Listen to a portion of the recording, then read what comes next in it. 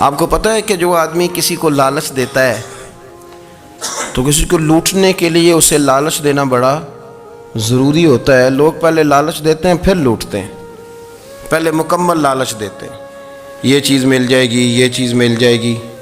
لوگ مکمل لالچ دیتے ہیں، اس کے بعد پھر لوٹتے ہیں۔ اور اگر لالچ نہ دیں تو کوئی آدمی قابو آئے گا؟ لوگ لوٹتے ہیں لالچ دے کر۔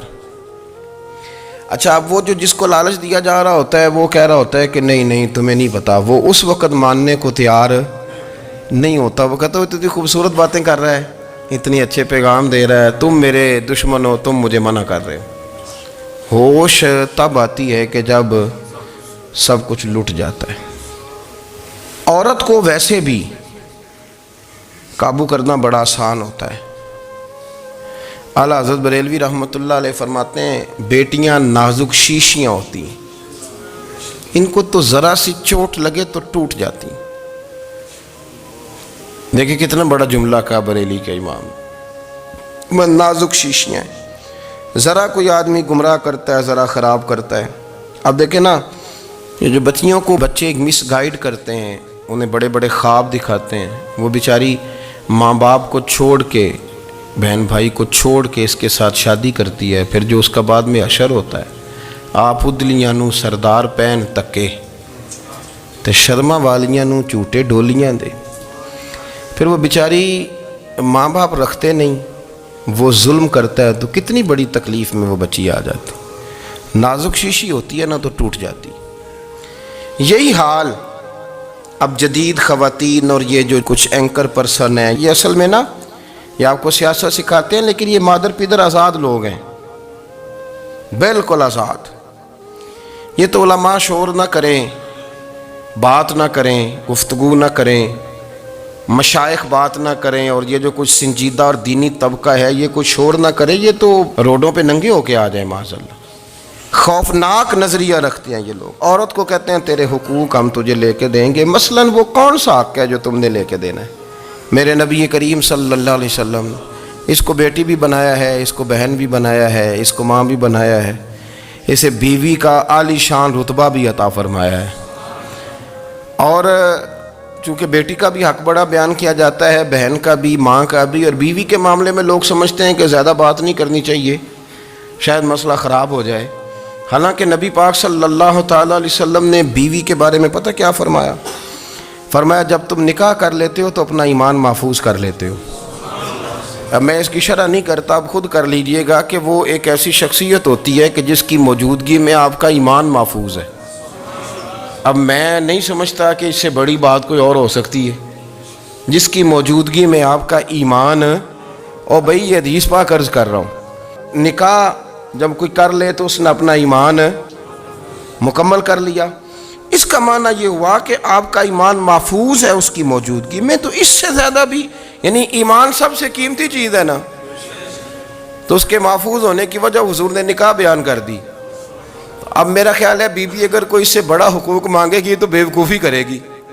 اتنا بڑا درجہ نبی کریم نے اسے عطا کر دیا، اتنا بڑا مقام دے دیا کہ تو خامد کے ایمان کے محفوظ ہونے کا ذریعہ بن گئی ہے۔ عورت کو جو حقوق رسول کریم صلی اللہ تعالیٰ علیہ وسلم نے عطا فرمائے، نبی پاک نے جو حقوق دیے، دیکھیں نا، حضرت عبداللہ ابن عمر رضی اللہ تعالیٰ عنہ کی اہلیہ بیمار تھی، تو جلدی جلدی سے وہ آئے، تو جب بہت جلدی ہو، سفر بڑا شدید تھا، تو آپ نے جلدی سے نماز ادا کی، جلدی سے چلے۔ آپ کے خادم کہنے لگے حضور خیریت ہے؟ فرمایا میری بیوی بیمار ہے۔ تو اس نے عرض کی حضور آپ کی اہلیہ بیمار ہے، تو آپ نے نماز بھی جلدی سے پڑھی، سفر بھی جلدی جلدی کیا۔ تو فرمانے لگے یہ وہ چیزیں ہیں جو ہمیں مدینے والے رسول نے سکھائی۔ آپ اس کیفیات کو سمجھیں کہ حضور صلی اللہ علیہ وسلم نے درس دیا۔ اور پھر ایک اور بہت بڑی بات، یہ فضیلت کسی اور کو نہیں دی، جو عورت کو حضور نے فضیلت دی، یہ فضیلت کسی اور کو نہیں دی۔ کبھی حضور نے فرمایا کہ تمہارا ابا تمہارے ساتھ بہت سخت رویہ کرے تو تم نے اس کو اس سختی پر داد دینی ہے؟ فرمایا چلو اگر وہ زیادتی بھی کرے تو تم نے اس کے ساتھ سلوک اچھا ہی کرنا ہے۔ لیکن آپ ایک بات کو سمجھے نا کہ بچے کے بارے میں، بیٹے کے بارے میں، بیٹی کے بارے میں فرمایا 10 سال کے ہو کے نماز نہ پڑھیں تو سختی کرو، تمہارا ڈنڈا بھی لٹکنا چاہیے۔ بہت ساری جگہوں پہ بہت سارے لوگوں کے لیے سختی کا حکم دیا، لیکن عورت کے لیے حضور نے جو جملے کہے، اصل میں ہم سمجھتے ہیں کہ یہ ایک بات ہے، مشہور ہو گئی ہے روایت حدیث، تو بس اس کے پس منظر پر اور جملوں کے حسن پر شاید معاذ اللہ غور کرنے کی ضرورت نہیں۔ ذرا اس لفظ کی تاثیر پر غور کریں۔ حضور نے فرمایا عورت ٹیڑھی پسلی سے پیدا کی گئی ہے، یہ ٹیڑھی ہے، اس کو سیدھا کرنے کی کوشش کرو گے تو ٹوٹ جائے گی۔ تو حضور پھر ہمارے لیے حکم کیا ہے؟ فرمایا جیسی ہے تم اسی کے ساتھ نبھا کرو۔ آپ سمجھیں کہ اتنا محفوظ حضور نے درجہ دے دیا بی بی کو، اتنا محفوظ کہ فرمایا غلطی بھی ہو تو میرے غلاموں تم اس کے ساتھ نبھا کرو، گزارا کر لو۔ کو کیا اور حق چاہیے عورت کو، جس کو اس کی غلطیوں سمیت نبی پاک نے قبول کرنے کا حکم دے دی کہ اس کی کمزوریوں سمیت قبول کر لو۔ اب اس کو اور کیا کوئی کمزوریوں سمیت قبول کرتا ہے؟ کبھی آپ دکان پہ بیٹھے ہو تو آپ کہیں بھی اس میں یہ بھی غلطی، میرے مال میں یہ بھی کمزوری ہے، یہ بھی کمزوری ہے، یہ بھی کمزوری ہے، تو کر لے قبول۔ کرتا ہے کوئی؟ کوئی شخص ایسا ہو جو کسی چیز کی کمزوریاں بیان کر کے کہ اسے قبول کرو؟ پر رسول کریم صلی اللہ تعالیٰ علیہ وسلم نے نا ہمیں سبق دیا، حضور نے ہمیں درس دیا، نبی پاک نے ہمیں پیغام دیا۔ فرمایا یہ ٹیڑھی ہے، سیدھی کرنے کی کوشش کرو گے تو بیچاری ٹوٹ جائے گی، تو اس کے ساتھ نبھا کر جاؤ۔ آپ میری بات کو سمجھیے گا۔ چلیں میں اس پر ایک اور بخاری مسلم کی حدیث پڑھتا ہوں۔ حضرت سلمان فارسی رضی اللہ تعالیٰ عنہ اور حضرت ابو درداء کے درمیان بھائی چارہ تھا۔ مکے سے مدینے جب لوگ آئے تو حضور نے بھائی بھائی بنایا تھا، ان کے درمیان بھائی چارہ تھا، تو ابھی پردے کی آیات نازل نہیں ہوئی تھی، تو لوگ ایک دوسرے کی طرف جاتے تھے۔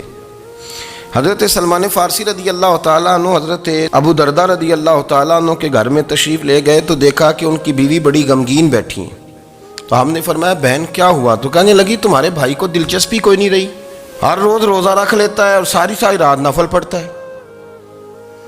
حضرت سلمان فارسی کہنے لگے ٹھیک ہے کر لیتے ہیں بندوبست۔ نماز دین ہے کہ نہیں؟ دین ہے نا یہ چیزیں۔ لیکن حضرت سلمان فارسی جناب ابو درداء سے کہنے لگے آج میں نے تیرے گھر میں رہنا رات کو، کیونکہ وہ تو ساری رات نماز پڑھتے تھے، نفل پڑھتے تھے۔ انہوں نے کہا ٹھیک ہے، ایک بستر لا کے بچھا دیا حضرت سلمان فارسی کے لیے۔ سلمان فارسی فرمانے لگے دوسرا بھی لا۔ کہا وہ کیا کرنا ہے؟ فرمانے لگے تو نے بھی سونا ہے، میں نے بھی سونا ہے، تو نے بھی سونا ہے، عشاء پڑھیں گے اور پھر دونوں سوئیں گے۔ کہا میں نے تو نماز پڑھنی ہے۔ فرمایا تہجد کے وقت اٹھ کے پڑھیں گے، اللہ کے رسول بھی رات آخری حصے میں جا کے نماز پڑھتے ادھر ساتھ سلا لیا۔ وہ تھوڑی کو دیر سوئے، اب عادت تھی ساری رات اٹھنے کی، ذرا اٹھنے لگے بستر سے تو حضرت سلمان فارسی فرمایا چپ کر کے سو جا، وہ بڑی رات پڑی ہوئی، چپ کر کے سو جا۔ وہ لیٹ گئے، پھر اٹھنے لگے تو فرمایا سو جا چپ کر کے، بڑا ٹائم ہے۔ سحری کے وقت اٹھے، نفل پڑھے، ان کا ارادہ تھا روزہ رکھنے کا، تو فرمانے لگے کل رکھا تھا نا نفلی روزہ؟ جی رکھا تھا۔ پرسوں بھی رکھا تھا، ترسوں بھی رکھا تھا۔ فرمایا آج نہیں رکھنا، آج میں تیرا مہمان ہوں، سارا دن کٹھے مل کے روٹیاں کھائیں گے، آج نہیں روزہ رکھنا، سلا دیا۔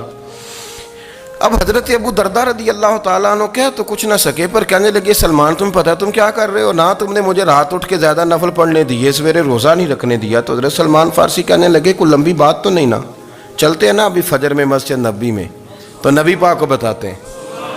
سرکار دو عالم علیہ السلام کی خدمت میں تو اپنی بات کرنا، میں اپنی کروں گا، حضور نتیجے کا اعلان فرما دیں گے، بات طے ہو جائے گی۔ حاضر خدمت ہوئے، عرض کی یا رسول اللہ صلی اللہ تعالیٰ علیہ وسلم یہ ساری رات نفل پڑھتے ہیں، ہر روز روزہ رکھتے ہیں، ان کی اہلیہ غمگین بیٹھی ہیں، حکم فرمائیں۔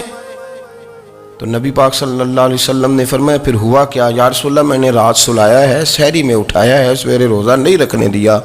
نبی پاک نے فرمایا سلمان فارسی نے ٹھیک کیا، سلمان فارسی نے ٹھیک کیا۔ پھر حضور نے فرمایا، نبی کریم نے فرمایا ابو درداء تیرے اوپر اگر اللہ کا حق ہے، اس کے رسول کا حق ہے، دین کا حق ہے، تو فرمایا تیری آنکھ کا بھی تیرے اوپر حق ہے، تیرے وجود کا بھی تیرے اوپر حق ہے۔ یہ حضور نے فرمایا تیرے بچوں کا بھی تیرے اوپر حق ہے، تیری بیوی کا بھی تیرے اوپر حق۔ اس حق کو بھی سمجھے، حقوق اللہ بھی ہیں، پر تیری آنکھ کا بھی تیرے اوپر کیا مانا کہ تیری آنکھ سونا چاہتی ہے تو اسے سلا بھی، تیرے وجود کا بھی تیرے اوپر حق ہے، تو تیرا وجود آرام کرنا چاہتا ہے تو اسے آرام بھی کرا۔ اور پھر وہاں نبی پاک صلی اللہ علیہ وسلم نے فرمایا میں تم سب سننا یہ لفظ حدیث کے، حضور نے اسی موقع پر فرمایا میں تم سب سے زیادہ اپنے رب کو جانتا ہوں اور میں تم سب سے بڑھ کر اپنے رب سے ڈرتا ہوں۔ حضور فرمانے لگے میں روزہ بھی رکھتا ہوں، افطار بھی کرتا ہوں، یعنی کبھی رکھتا ہوں اور کبھی نہیں رکھتا۔ فرمایا میں نفل بھی پڑھتا ہوں اور اپنی بیویوں کو وقت بھی دیتا ہوں۔ سرکار مسجد میں بھی آتے تھے، نواسوں کے ساتھ کھیلا بھی کرتے تھے، ان کے ساتھ پیار بھی کرتے تھے۔ تو اتنے بڑے حقوق حضور نے بیان فرمائے عورتوں کے کہ تمہاری بیوی کا بھی تمہارے اوپر۔ لو ایک حدیث بخاری کی اور یہاں بیان کر دیتا ہوں۔ ایک شخص نے آ کے عرض کی یا رسول اللہ صلی اللہ تعالی علیہ وسلم، جہاد کے لیے تیاری ہو گئی ہے، صفیں بن رہی ہیں، مجاہدین کی تیاری ہے، تو میرا بھی نام لکھ دیا گیا ہے مجاہدوں کی لسٹ میں، لیکن یا رسول اللہ صلی اللہ تعالی علیہ وسلم میری بیوی نے حج کی تیاری کر لی ہے اور میرے دوستوں نے صحابہ نے میرا نام مجاہدین کی لسٹ میں لکھ دیا ہے، تو میرے لیے کیا حکم ہے؟ یہ بخاری مسلم ہے۔ تو نبی پاک صلی اللہ تعالی علیہ وسلم نے فرمایا جہاد پہ کوئی اور چلا جائے گا تو بیوی کے ساتھ حج کرنے جا، اسے محرم کی ضرورت ہے، وہ تیرے بغیر کیسے جائے گی؟ مجاہدین کو تو اور مجاہد مل جائے گا، پر تو اپنی بیوی کے ساتھ جانا۔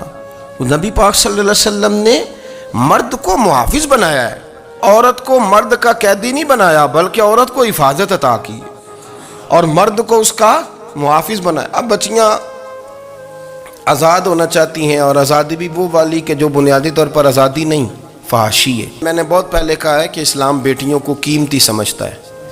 جس بندے کے پاس 20 تولے سونا ہو وہ چوک میں لے کے نہیں آتا، وہ قیمتی چیز ہے، اس نے چھپا کے رکھی ہوتی ہے۔ تو جو نبی پاک صلی اللہ علیہ وسلم کا کلمہ پڑھنے والے بیویاں، اسلام انہیں قیمتی سمجھتا ہے، کہتا ہے کہ تم قیمتی ہو لہذا گھر کے اندر رہو، تم باہر نہ ہو۔ لیکن عورتیں ہیں کہ ان کو بلا وجہ لوگ خراب کر دیتے ہیں اور بلا وجہ وہ اس مغالطے کا شکار ہو جاتی ہیں۔ اب آگے بڑھتے ہیں۔ قرآن مجید نے سورہ نور کی آیت نمبر 30 میں کہا کہ کل للمؤمنین یغضوا من ابصارہم، فرمایا کہ اے محبوب علیہ السلام مومن مردوں سے کہہ دو کہ اپنی نظریں جھکا کے رکھیں، اپنی نظریں۔ اور اگلی آیت میں فرمایا وَقُلْ لِلْمُؤْمِنَاتِ یغضضن من ابصارہن، فرمایا کہ اے محبوب مومن عورتوں سے بھی کہہ دو کہ اپنی نظریں جھکا۔ مرد بھی اپنی نظر جھکا کے رکھے گا عورت کی طرف، لیکن یہ ساری پابندی صرف مرد پر نہیں، عورت بھی غیر محرم کا چہرہ نہیں دیکھے گی، اس پر بھی اسی طرح نظر جھکانے کا حکم ہے، جس طرح کہ وہ ہر دکاندار کو بھائی جان کہہ کے گفتگو کرنے کی اس کو بھی اجازت نہیں ہے کہ وہ سمجھے کہ پابندی تو مرد نے کرنی تھی، میں نے تھوڑی کرنی تھی۔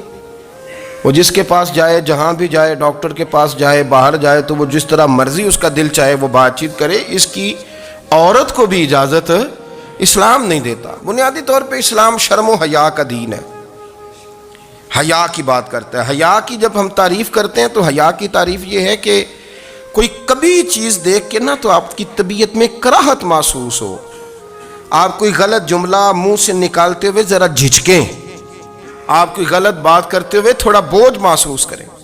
ہمارے ہاں تیزی سے فروغ پایا ہے بے حیائی نے، سنگیوں کی محفلیں، یاروں کی محفلیں، اس میں غلیظ گفتگو ہوتی ہے، الا ماشاء اللہ۔ جن دوستوں کو بڑی پاک صاف گفتگو کرنی چاہیے، دوستی کا رشتہ بڑا مقدس رشتہ ہے، جو یہاں ایک دوسرے سے پیار کریں گے جنت میں بھی اکٹھے داخل کیے جائیں گے۔ شرط یہ ہے کہ پیار اللہ رسول کی رضا کے لیے ہو، لیکن اس کے اندر اگر آپ کی گفتگو کچی ہو، کمزور ہو، فحاشی والی ہو، عریانی والی ہو، وہ ہمارے ہاں تو اب اس کو لوگ فیشن سمجھتے ہیں، اس کو مردانگی کی علامت سمجھتے ہیں کہ وہ جی ساری باتیں جی وہاں ہو گئیں، اور جس کا جو جی چاہا اس نے کہا۔ آپ جب حیا کے دائرے میں ہوتے ہیں تو آپ خود بھی سکون محسوس کرتے ہیں۔ دیکھیں نا، آپ کو نیند سکون سے کہاں آتی ہے؟ جہاں کمرہ بند ہو، چاروں جانب دیوار ہے، اوپر چھت ہے، خالی دروازہ بھی کھلا ہوا ہونا تو جب بندہ سکون لینا چاہتا ہے تو کہتا ہے یار ذرا دروازہ ذرا بند کر دو۔ وہ اچھی طرح اپنے آپ کو چھپا لیتا ہے نا حیا کے پردے میں، تو اللہ اسے سکون عطا کرتا ہے۔ اور جو اس سے بھی زیادہ ٹھنڈی نیند میں جانا چاہتا ہے وہ کہتا ہے لائٹ بھی بند کر دو۔ اب وہ مکمل طور پہ سمجھتا ہے کہ میں چاروں جانب سے چھپ گیا ہوں، اگر میں کھل کے بھی سو جاؤں گا تو میرا چونکہ پردہ قائم ہے تو مجھے کوئی دشواری نہیں ہوگی۔ آپ جب چھپ جاتے ہیں، جب آپ حیا کے اندر سمٹ جاتے ہیں، جب آپ چادر کے اندر آ جاتے ہیں تو آپ بہت ساری جگہوں پہ آسانی محسوس کرتے ہیں۔ تو حیا تو آپ کو سکون دیتی ہے، حیا تو دل کو راحت دیتی ہے۔ میں بڑی ذمہ داری سے بات عرض کرتا ہوں، قرآن مجید نے نا ایک مقام پہ مذاق کو، ایک مزاح ہوتا ہے خوش طبی، وہ نہیں، مذاق اڑانا،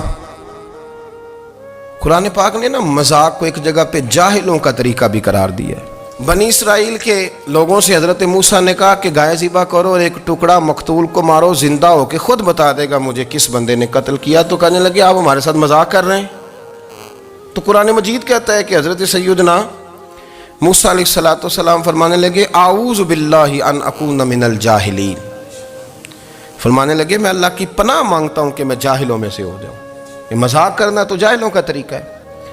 اگر آپ کی زبان سے بے حیائی کا جملہ نکل گیا، اگر آپ کی زبان سے بے حیائی کا جملہ نکل گیا، آپ نے کہہ دیا کہ ہم آزاد لوگ ہیں، جو مرضی کریں گے، جو مرضی کہیں گے، جو ہمارا دل میں آئے گا کریں گے، تو پھر تو لوگ آپ کا وہ حشر کریں گے کہ آپ سے برداشت ہی نہیں ہوگا۔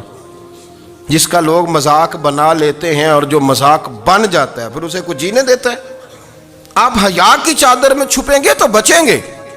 اگر آپ نے اپنا مذاق بنوا لیا یہ کہہ کے کہ میں نے مرضی کرنی ہے، پھر یاد رکھنا چھپنے کو جگہ نہیں ملے گی، پھر تکلیف میں آ جائیں گے، پھر بہت بڑی اذیت کا شکار ہو جائیں۔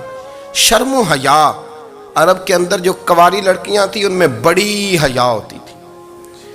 الحمدللہ میں بڑے فخر سے کہتا ہوں کہ میرے پنجاب کی، میرے پاکستان کی بیٹیاں بھی 20 دفعہ ان کا ابا کہے تیری شادی کرنی ہے تو وہ آنکھ نہیں اٹھا پاتی آج بھی۔ یہ تو وہ چند لوگ ہیں جو کہتے ہیں ہم ہائی کلاس ہو گئے، ہمیں نہیں پتا کہ وہ روشن خیال ہو گئے ہیں کہ روغن خیال ہو گئے، پتہ نہیں کدھر چلے گئے۔ ورنہ ہماری بیٹیاں آج بھی جب ان سے ان کا باپ، ان کی ماں بات کرتی ہے تیری شادی کی، تو وہ تو شرم کے ساتھ پچھلے سے پچھلے کمرے میں چھپتی ہیں۔ یہ اللہ نے فضل کیا ہوا ہے اس ملت پر۔ تو عرب کی لڑکی بڑی حیا والی ہوتی تھی، اس سے کوئی بات کرنی پڑتی تھی تو 20 دفعہ بات کی جاتی، پھر بھی وہ عورت چھپتی پھرتی تھی۔ حضرت عائشہ صدیقہ رضی اللہ تعالیٰ عنہ فرمانے لگیں میرے نبی پاک صلی اللہ علیہ وسلم عرب کی کنواری لڑکیوں سے بھی زیادہ حیا کرنے والے۔ قاضی اعجاز مالکی نے، شیخ عبدالحق محدث دہلوی نے، دیگر بزرگ جو سیرت نگار گزرے انہوں نے لکھا ہے کہ نبی پاک صلی اللہ علیہ وسلم کے اندر 100 مردوں سے زیادہ طاقت تھی، 100 مردوں سے زیادہ طاقت۔ اب جو بات کہنے لگا ہوں، جو نتیجہ دینے لگا ہوں، اس پر خاص توجہ آپ فرمائیں گے۔ ذرا فکری طور پر، نظریاتی طور پر ایک چیز کو سمجھیے۔ ہم سمجھتے ہیں کہ جوان لڑکا ہے جی جو مرضی کرے، عمر ہے جی۔ آپ ذرا بات پر غور کیجئے گا کہ حضور صلی اللہ علیہ وسلم میں طاقت 100 مردوں سے زیادہ ہے اور حیا کنواری لڑکیوں سے بھی زیادہ ہے۔ ذرا اس بات کا تقابلی جائزہ کیجئے گا کہ طاقت 100 مرد سے زیادہ ہے لیکن حیا کنواری لڑکی سے بھی زیادہ ہے۔ اس کا معنی یہ ہوا کہ جس ٹہنی کو پھل زیادہ لگ جاتے ہیں وہ جھکا کرتی ہے۔ تو حیا تو حسن ہے، حیا تو آپ کو پاک صاف کرے گا، حیا تو آپ کو نرالا کرے گا، انوکھا کرے گا۔ وہ ہمارے ایک دانشور ہے، تو مضمون لکھا، کئی باتیں بڑی پسند آتی ہیں۔ وہ کہتے ہیں کہ میری اہلیہ، ان کو بھی کسی نے مس گائیڈ کر دیا تھا، حالانکہ اچھی خاتون ہے، کسی نے مس گائیڈ کر دیا، تو وہ بھی سماجی اور ویلفیئر اور یہ خواتین کو شوق ہوتا نا بننے کا، تو وہ بھی سماج کے اندر اچھا مقام تلاش کرنے کے موڈ میں آ گئی۔ تو کہیں ایک دن جانا تھا تو بڑی بن سنور کے میرے ساتھ وہ گاڑی میں بیٹھ گئی۔ تو میں گاڑی میں، عورتوں کو یہ بھی مسئلہ ہوتا ہے نا کہ ہماری تعریف کرو، تو کئی دفعہ بعض مردوں بیچاروں کو جھوٹ بولنا پڑتا ہے، تو زبردستی کراتی ہیں نا جی۔ تو اس میں گنجائش بھی دی ہے شریعت نے گنجائش دی ہے کہ کبھی بیوی کو راضی کرنے کے لیے خلاف واقعہ بات کرنی پڑے تو کر لینی چاہیے، تو وہ کراتی بھی ہیں۔ 3 موقع پر خلاف واقعہ بات کرنے کی اجازت ہے، یعنی واقعہ کے خلاف بھی آپ بات کر سکتے ہیں۔ جنگ کے موقع پر 2 لوگوں کو صلح کرانے کے لیے اور بیوی کو راضی کرنے کے لیے کر لیں کوئی ایسی بات، بے شک اپنی طبیعت پہ جبر کر کے کر لیں، گنجائش ہے، اجازت ہے۔ تو وہ کہتے ہیں جب وہ گاڑی میں میرے ساتھ بیٹھی بن سنور کے، تو وہ تقاضا کرنے لگی کہ میں نے بڑے اچھے کپڑے پہنے ہیں پر آپ نے توجہ نہیں کرائی۔ وہ سیانا بندہ تھا، وہ چاہ رہا تھا کہ میری خاتون سمجھ جائیں. وہ کہتے ہیں مجھے پتہ تھا کہ بیچاری مس گائیڈ ہو گئی ہے، دل کی بڑی اچھی ہے، سیانی ہے، لیکن اس کو نا کچھ خواتین نے، کچھ لوگوں نے مل کے اس کو ذہن غلط کر دیا ہے کہ سماج میں نکلو، باہر جاؤ، کام کرو، فلاں کرو، اپنی مرضی سے جیو.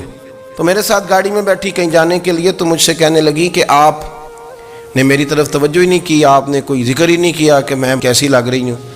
تو وہ کہتے ہیں میں نے اسے کہا کہ اگر تو ناراض نہ ہو تو پھر میں صحیح والی تعریف کر دوں. تو اس نے کہا کہ آپ کر دیں. تو کہتے ہیں میں نے درد سے اور خلوص سے اپنی بیوی سے کہا، خلوص کے ساتھ.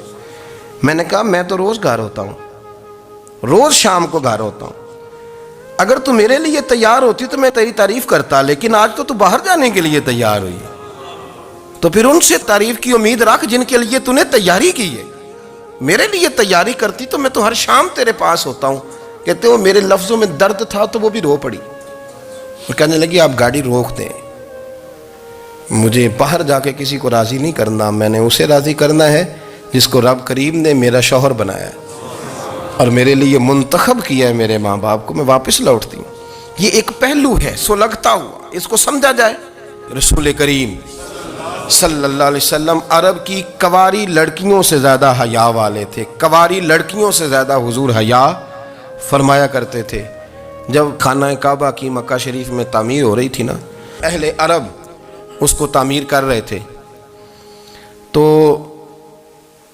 نبی پاک صلی اللہ علیہ وسلم اپنے چچا حضرت عباس کے ساتھ خانہ کعبہ کی تعریف میں مصروف تھے. تو عرب کے لوگ چونکہ لمبا کرتا پہنتے تھے پیروں تک، تو نیچے اگر کسی وقت کوئی چیز نہیں بھی ہوتی تھی تو کسی کو وہ نظر نہیں آتی تھی، چونکہ پردہ رہتا تھا، ایک لمبا کرتا پہنا ہوا ہوتا تھا. تو جب بچے، سرکار کی عمر مبارک بھی ابھی تھوڑی تھی، تو اس طرح بچے جب نکلتے تو وہ کئی دفعہ اپنی تہمت اتار دیتے نیچے سے، اور کوئی مزدوری کرنے لگتے تو 3-4 طے کر کے نا تہمت کی کندھے پہ رکھ لیتے. جس طرح کبھی دیہاتوں میں لوگ کپڑا سر پہ رکھتے تھے کہ اوپر اگر کوئی وزنی چیز رکھیں گے تو وہ تکلیف نہیں دے گی. نبی پاک صلی اللہ علیہ وسلم بھی سب لوگوں کے ساتھ خانہ کعبہ کی تعمیر میں شامل تھے. تو حضرت عباس رضی اللہ تعالیٰ عنہ نے کہا حضور سے، ابھی اعلان نبوت بھی نہیں فرمایا تھا، بھتیجے آپ بھی تہمت اتاریے، یہ صحیح مسلم میں حدیث موجود ہے، اور اس کو کندھے پہ رکھ لیجیے، آپ اینٹیں اٹھا کے لا رہے ہیں تو ذرا آپ کو تکلیف نہیں ہوگی. تو سرکار دو عالم صلی اللہ علیہ وسلم سے یہ بات کہی اور پھر جلدی سے حضور کی تہمت کو نکال کے نا، حالانکہ لمبا کرتا پہنا ہوا ہے، تو وہ جیسے ہی ان کے کندھے پہ رکھا اینٹیں رکھنے کے لیے، تو سرکار تو زمین پہ گر گئے، بے ہوش ہو گئے، آنکھیں آسمان کی طرف. اور پھر حضور پکار رہے ہیں آزاری آزاری آزاری، میرا تہمت دے دو، میرا تہمت دے دو. کبھی کوئی شخص اس وجہ سے بھی بے ہوش ہوا ہے کہ میرے وجود سے کپڑا اتر گیا ہے؟ حالانکہ سرکار پر وہ بے ہوشی بھی نبی پاک کا وہ جو غلبہ ہے نا شرم و حیا کا، اس کی وجہ سے ہو. ورنہ تو حضور فرماتے ہیں کہ میری آنکھیں سو جاتی ہیں، دل تو میرا اس عالم میں بھی جاگتا رہتا ہے. تو سرکار زمین پہ تشریف لے آئے، آنکھیں میرا تہمت دے دو، میرا تہمت دے دو. تو جلدی سے انہوں نے تہمت دیا تو حضور نے باندھ لیا. پھر طبیعت مبارک میں تسلی ہوئی. یعنی ہم اس رسول کے غلام ہیں کہ جن کے تو وجود سے کپڑا اتر جائے تو حضور برداشت نہیں کرتے، قبول نہیں فرماتے، تکلیف شروع ہو جاتی. لیکن یہاں نوجوان ہیں اور بڑا قد کاٹ ہے اور بڑے بڑے سمجھدار لوگ ہیں، گرمی آتی ہیں تو شارٹ کپڑے پہن کے گھومتے ہیں. ان کو خیال نہیں کہ یہ وہ والا لباس ہے جو باہر تو کیا گھر میں اماں کے سامنے نہیں پہننا چاہیے، بہنوں اور بیٹیوں کے سامنے نہیں پہننا چاہیے. آپ کی گفتگو میں شرم و حیا ہو، آپ کے لب و لہجے کے اندر حسن ہو. آپ کو پتہ ہے نبی پاک صلی اللہ علیہ وسلم نے فرمایا میری امت میں سب سے زیادہ حیا کرنے والے عثمان غنی ہیں. عثمان غنی سب سے زیادہ حیا کرنے والے. آپ فرمایا کرتے تھے جب سے حضور کا چہرہ دیکھا ہے میں نے کبھی اپنی شرمگاہ بھی نہیں دیکھی، میں نے آنکھوں کا وضو نہیں توڑا، اور جب سے حضور کے دست مبارک میں نے بیعت کے لیے سیدھا ہاتھ بڑھایا تو پھر سیدھا ہاتھ میں نے کبھی گندگی کو نہیں لگایا. حیات. آپ باتھ روم کے اندر بھی غسل فرماتے تھے تو کپڑوں سمیت کرتے تھے. کسی نے کہا حضرت جی واش روم کے اندر کیوں نہیں کپڑے اتارتے؟ آپ فرمانے لگے باہر بندوں سے حیا کرتا ہوں، اندر جاتا ہوں تو رب سے حیا آنی شروع ہو جاتی، وہ تو دیکھ رہا ہے نا. تو میں جو بات آپ کی خدمت میں عرض کرنا چاہتا ہوں اس کو آپ سمجھیے گا میرے عزیز، کہ شرم والا مزاج، گفتگو بھی شرم والی، آنکھیں بھی شرم والی لباس بھی، شرم والا دوستی یاری بھی، شرم والی بہت ساری ایسی باتیں. دیکھیں نا آپ ذرا، میں نے کہا کہ باتوں کو سن کے گزر نہ جایا کریں، اس کی گہرائی پر غور کریں. حضور علم کا سمندر ہے، سرکار سے زیادہ علم دنیا میں کسی کے پاس موجود نہیں ہے، اور صحابہ کو موقع ملا ہوا ہے اس سمندر سے فیض لینے کا. لیکن ان کی حالت یہ ہے کہ حضرت علی المرتضیٰ فرماتے ہیں 14 دن گزر جاتے. حضور سے کوئی سوال پوچھنا ہوتا تھا پر میں شرم کے مارے نہیں پوچھ پاتا تھا. 14 دن بخاری شریف میں موجود ہے. ایک دن نبی پاک صلی اللہ علیہ وسلم نے پوچھا صحابہ سے کہ وہ کون سا درخت ہے جس کے پتے نہیں گرتے، اور وہ درخت اس طرح ہے جس طرح مومن ہوتا ہے.